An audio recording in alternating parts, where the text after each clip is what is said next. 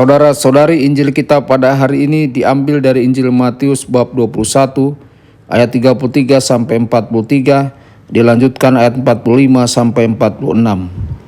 Sekali peristiwa Yesus berkata kepada imam-imam kepala serta tua-tua bangsa Yahudi, "Dengarkanlah perumpamaan ini. Seorang tuan tanah membuka kebun anggur dan menanam pagar sekelilingnya. Ia menggali lubang tempat memeras kebun anggur dan mendirikan menara jaga di dalam kebun itu. Kemudian ia menyewakan kebun itu kepada penggarap-penggarap, lalu berangkat ke negeri lain. Ketika hampir tiba musim petik, ia menyuruh hamba-hambanya kepada penggarap-penggarap itu untuk menerima hasil yang menjadi bagiannya.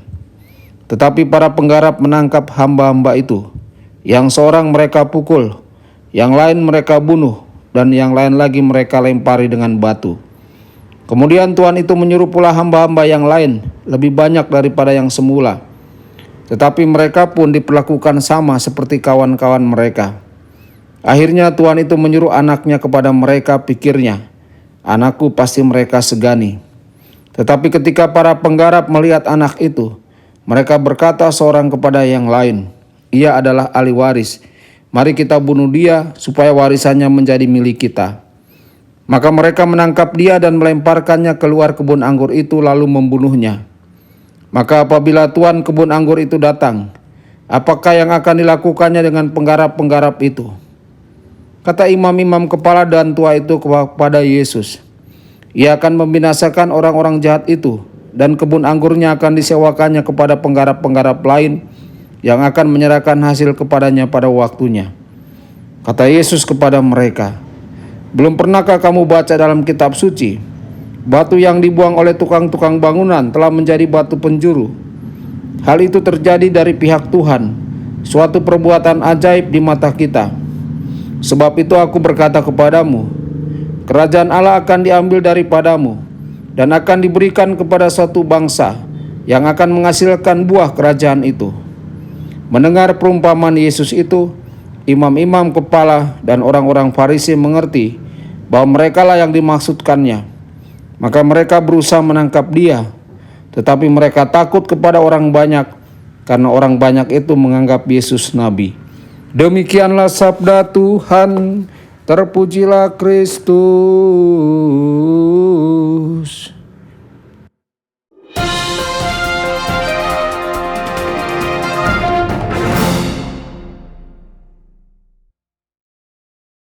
Saudara dan saudari terkasih dimanapun Anda berada, jumpa lagi dengan saya Romo Tedens dalam saluran Warta Kabar Sukacita.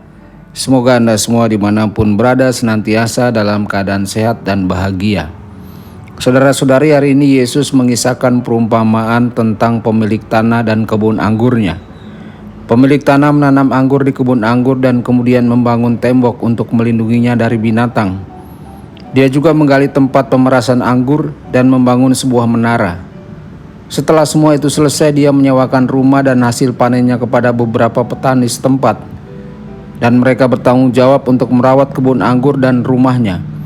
Kemudian pemiliknya pergi selama beberapa bulan.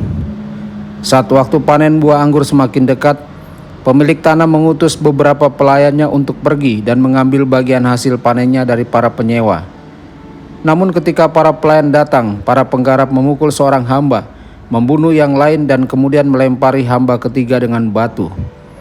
Ketika pemilik tanah menerima berita itu, dia sangat marah dan sedih.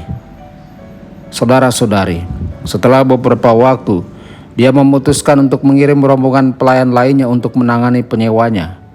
Namun kali ini menurutnya bijaksana untuk mengirim pelayan 2 kali lebih banyak. Namun hasilnya sama, semua pelayan itu juga terbunuh. Ketika pemilik menerima kabar ini, dia akhirnya memutuskan untuk mengirim putranya sendiri. Tentunya mereka akan menghormati putranya. Namun ketika para penyewa melihat kedatangan putra tuan tanah, mereka memutuskan bahwa itu adalah kesempatan besar bagi mereka. Jika mereka membunuh putra pemilik tanah, maka mereka dapat merampas warisannya. Dan itulah yang mereka lakukan. Saudara-saudari, saat Yesus mengisahkan perumpamaan ini kepada para pendengarnya, dia tahu bahwa skenario ini akan dimainkan dalam hidupnya sendiri. Dia menyadari bahwa orang-orang Farisi berkomplot melawan dia, dan mereka berencana membunuhnya. Perumpamaan ini adalah bayangan dari apa yang akan datang. Apakah orang Farisi terkejut dengan pertanyaan Yesus? Apakah mereka terkejut bahwa Yesus menghadapi mereka seperti yang Dia lakukan? Jika kita berada dalam posisi Yesus, akankah kita memiliki keberanian dan kepercayaan untuk melanjutkan perjalanannya?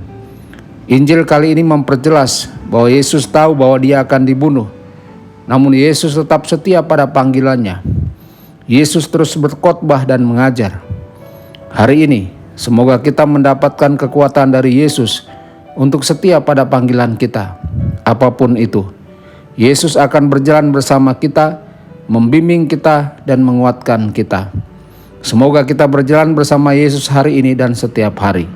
Tuhan Yesus memberkati dan menyertai Anda semua. Sabda Allah adalah kebenaran.